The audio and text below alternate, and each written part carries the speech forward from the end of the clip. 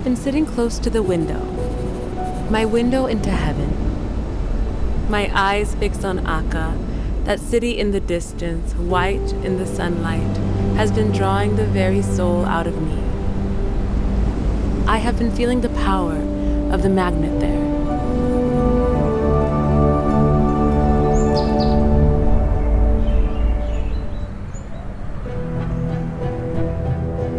At Rizwan 2019, the Universal House of Justice recalled the moment when the beloved master was released from the confines of this world to rejoin his father in the retreats of celestial glory.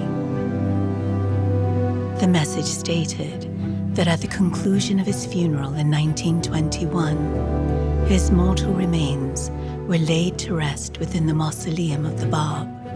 However, it was envisaged by Shoghi Effendi that this would be a temporary arrangement. A shrine was to be erected of a character befitting the unique station of Abdul-Baha.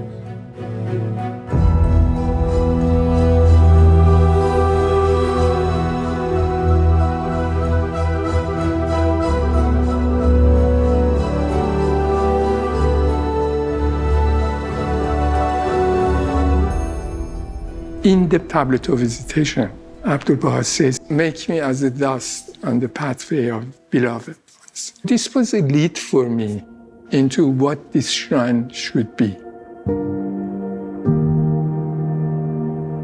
It is humble, and it has gone under the ground, and this makes it very unique to see the garden coming and combining with the building. It is somehow a mix of garden and building together.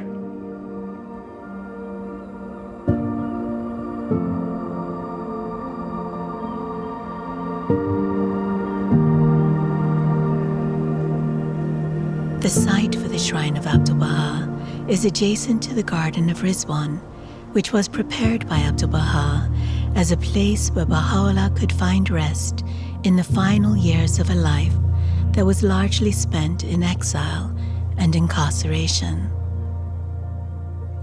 Abdul-Baha would walk across the Firdaus Garden and the Ashraf Garden to the Garden of Rizwan to help with the development of that garden. So it's a special place. It's a holy place in and of itself, even before the shrine was built. Abdul-Baha shared with a believer at the time that his wish would be to be buried under the sands between Haifa and Akka. So in between the most holy places of the Baha'i faith, the resting places of the twin manifestations, the Bab and Baha'u'llah. So it is on this path that the pilgrims would go.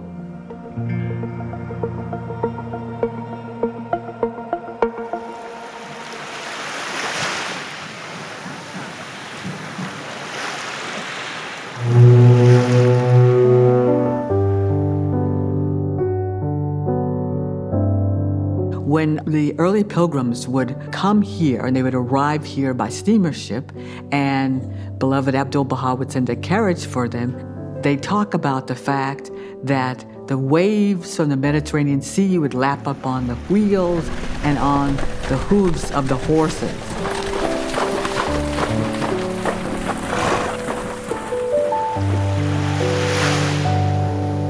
Because it was a path, the stand was packed down, and the carriage could actually go very close to the sea and be able to take them to meet beloved Abdul-Baha.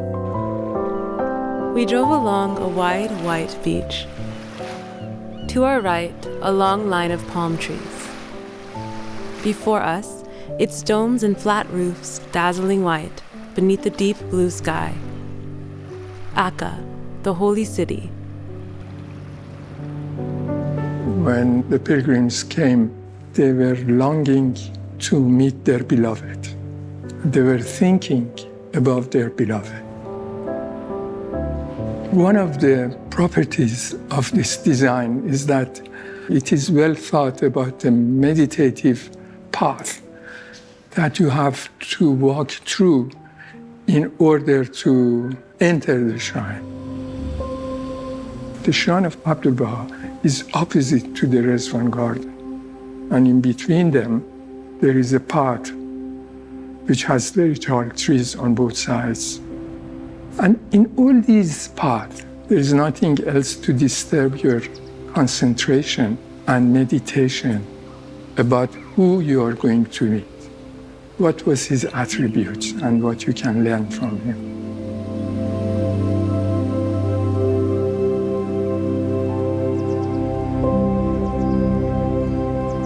You enter the entrance of a big courtyard, and that large courtyard is the shape of the arms that wants to embrace you, with the terraces of flowers on both sides, like the open arms of Abdul-Baha.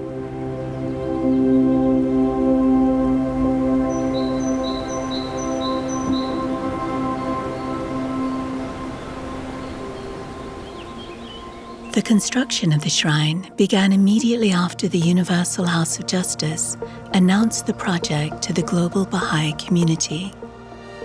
Very quickly, the project office came together, and by June of the same year, 2019, we have been in operation here.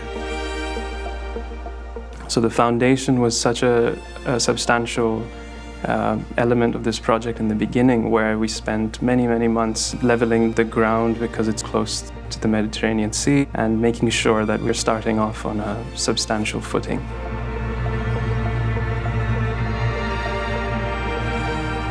Once that began, it was a very smooth process that we went from the base foundation up until the folded walls and the portal walls, preparing really for this ultimate milestone of casting the roof structure, which is the trellis, which is also a very complicated fabrication process of milling these large blocks of EPS into these curved surfaces that make up the geometry of the trellis.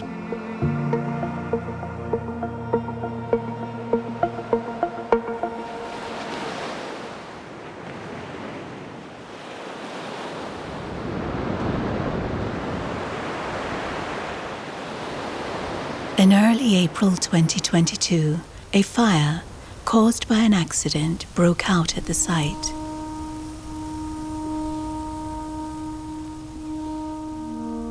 The morning of the fire, I remember we received an email from the general contractor, and the subject of the email was completion of the mold, and he was referring to the formwork for the trellis.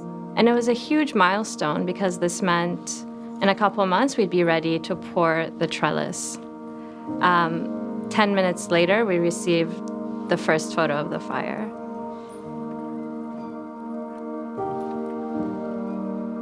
That was really hard for us to digest, as well as not just us, but also every person that was working on site, because they had taken such high levels of ownership of the work that they were doing. And they were really partners with us. It's a testament to how much this project meant to everyone we work very closely with, how they understood the significance of being a part of such an amazing project and what this shrine means to the entire Baha'i world. And what came immediately to my heart, actually, was, well, Abdul-Baha's built a shrine. He built the shrine of the Bab. And he said, every stone of that building I have with infinite tears and at tremendous cost raised and placed into position. And somehow reminding myself of those words was an anchor. A few of the other local people who were standing around me, they were all sobbing and crying. The only thing was in my mind, what's going to happen after the fire? And what would be my first step after the smoke settled down? The next morning was a Saturday. 10 o'clock in the morning, we had a meeting in the office with the project manager, and I remember very, like it was yesterday, very vividly, he said, this was an event, it happened, we're gonna move forward. I think there were the two. But if there's extra, Nothing here, so all the water. So this leave the wind area. the The images and scenery was unbelievable, but yet we know the project survived because we saw what was burned. It was all the bills and vessels, not the structure itself. The first step we really had to take after the site was made safe was to collaborate with the government officials whose responsibility it was to ascertain the cause of the fire. Our priority was to see the neighbors and the people working there safe. We got a lot, I would say, over 100 messages of sympathy, support, questions like how can we help. These came from the mayors of cities, including Akka, but also from national government officials, from neighbors, and just from concerned friends here in the country.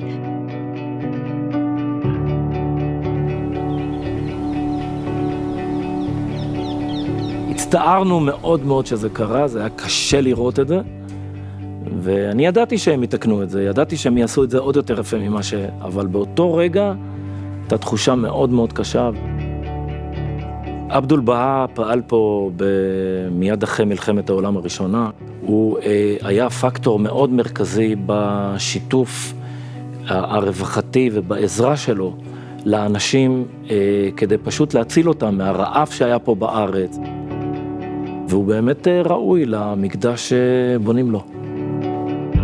This scale of disaster, a lot of time make people give up, surrendered, frustrated, but not here, not here. It's a place with a very strong spirit here.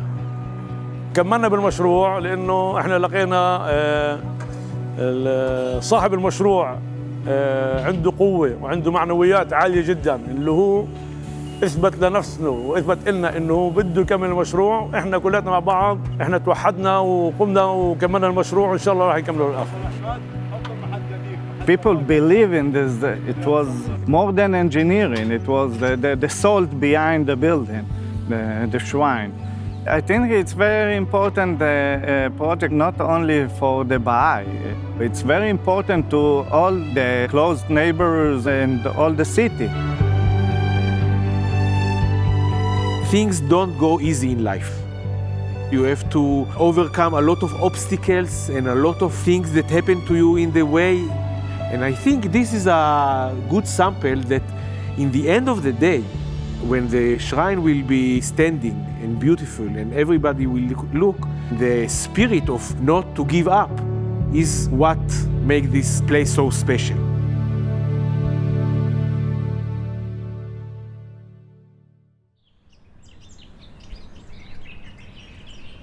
In July of 2022, once all of the necessary inspections were made, the project team was able to begin cleaning the site and repairing damaged areas. One simple task was to just clean the site, get rid of the debris, and then washing the walls, sandblasting where needed.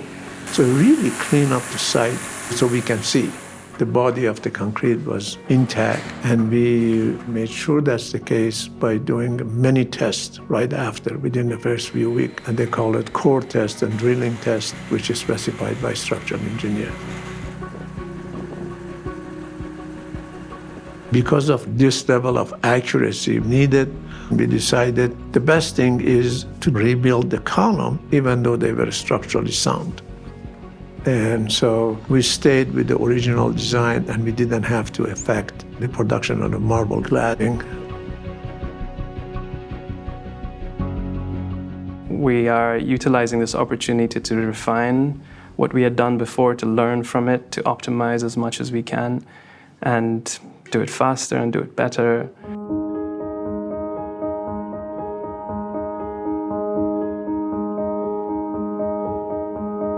While work to restore the site to its previous condition was underway, progress continued off-site.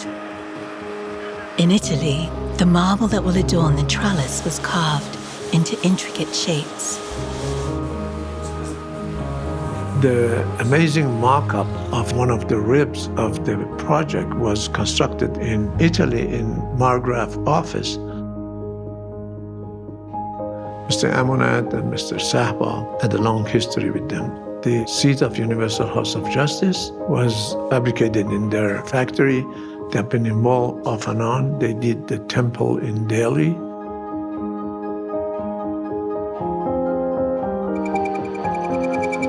Meanwhile, at the iron shop of the Baha'i World Center, staff and local artisans were swiftly fabricating lampposts that will beautify the gardens in day and illuminate them at night.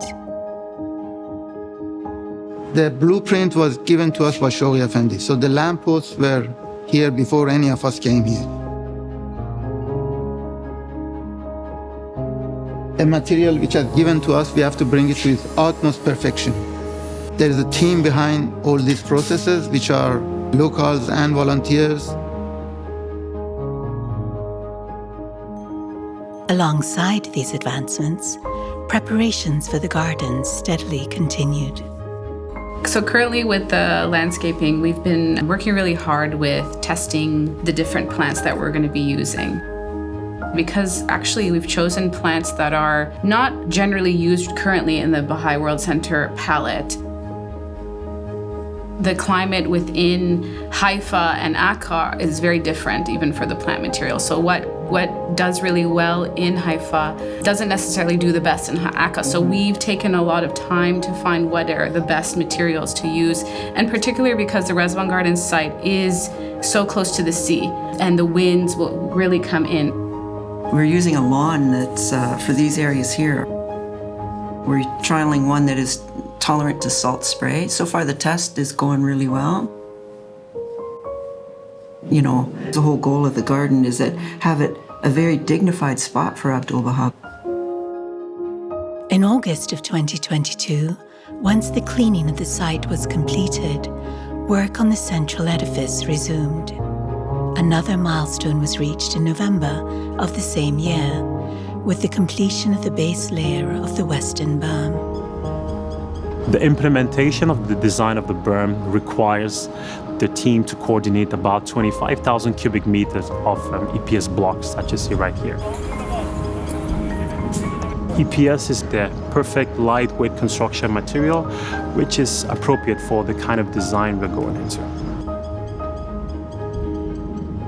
The berm on both sides of the central edifice are connected through the trellis, on top of which is a beautiful landscaping design area which blends with the entire landscaping of the whole project. On the northeast corner of the site, work began in December of 2022 on the Akka Visitors Center, which will welcome pilgrims and visitors to the shrine of Abdul-Baha and the Rizwan Garden.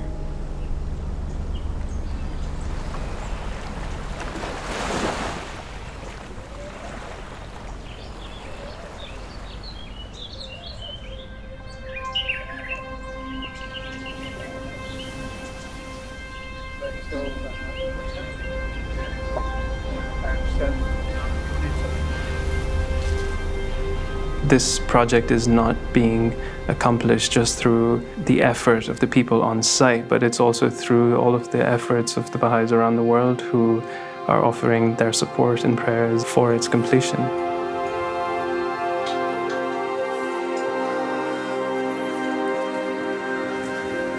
El diseño del santuario de Abdul-Bahá me hizo pensar en que qué bendición más grande estar en una época tan especial en donde podemos ver la construcción física de algo que también en esencia es espiritual.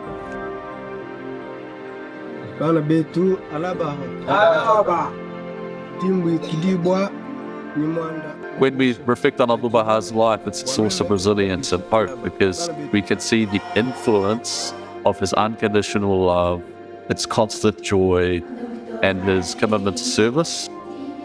Aí a gente sempre retorna para a figura de Abdul-Bahá. Se a gente sempre lembra desse exemplo, é mais fácil enxergar o final. C'est comme s'il avait toujours les yeux fixés vers l'horizon, toujours les yeux fixés vers la destination. We would set a goal, and so all the winds that are blowing would not distract him from that goal. If we keep on reading the writings and following the footsteps of Abdul-Baha, we are going to have this release of the society-building powers of the faith. Abdul-Baha's life and his actions, they bring everything into focus.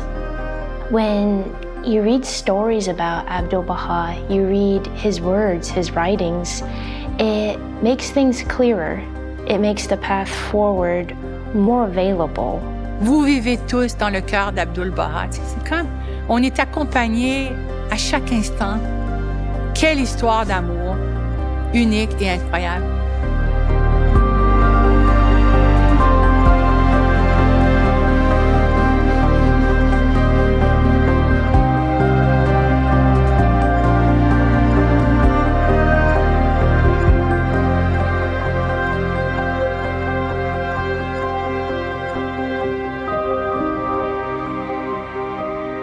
Our carriage stopped.